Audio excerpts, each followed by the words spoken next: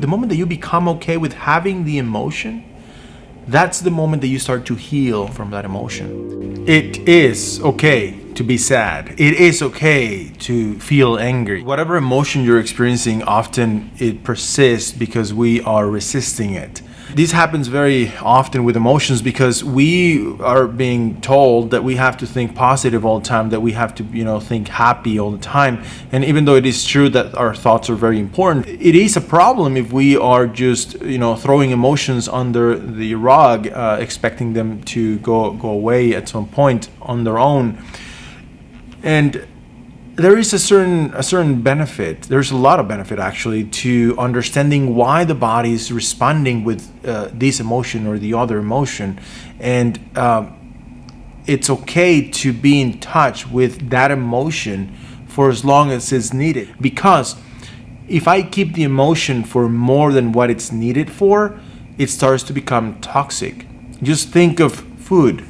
When you eat, the body has a certain time frame, a certain window of time in which it takes the nutrients from the food and then it disposes the food as soon as it can after taking the advantage of the food, after taking the nutrients from the food. If the body were to keep that food, it starts to become toxic. Imagine having a meal and digesting it over a period of 7 or 8 days. It becomes very, very toxic. So with the emotions, it's really not different. We have an emotion. We start to experience an emotion, and there is a window of time in which the emotion is beneficial to us.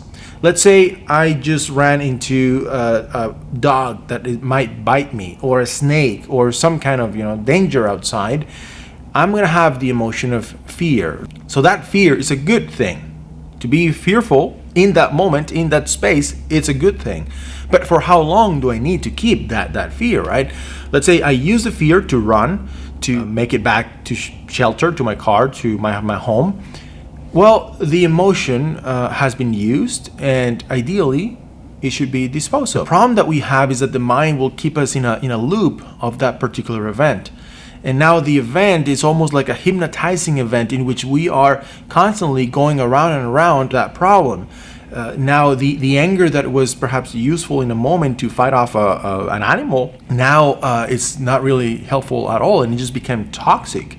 We really need to acknowledge where the emotion is coming from. And for that, we need to be okay with accepting that we have an emotion and that it's coming from a perception that we have. And that way we can at least understand if it's time to let the emotion go, then we can take the steps necessary.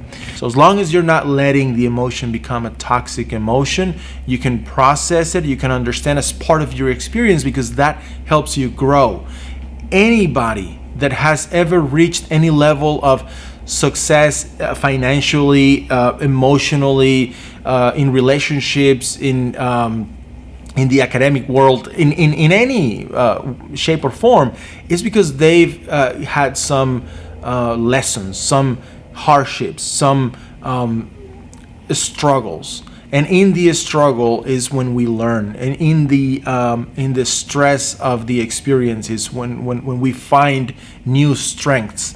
So my invitation to you is, acknowledge the emotions, don't fight the emotions, and you'll discover that the more that you are okay with the emotion, it's almost like the body knows that you are paying attention to it, and it ceases to create that particular emotion, or at least to keep you in that loop.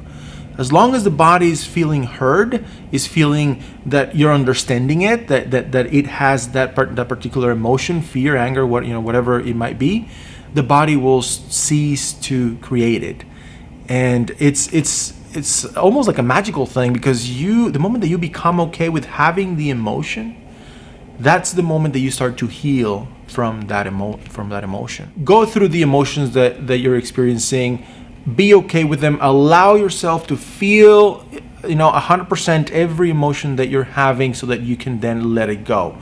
Thank you for watching this video, and I'll see you on the next. Thank you.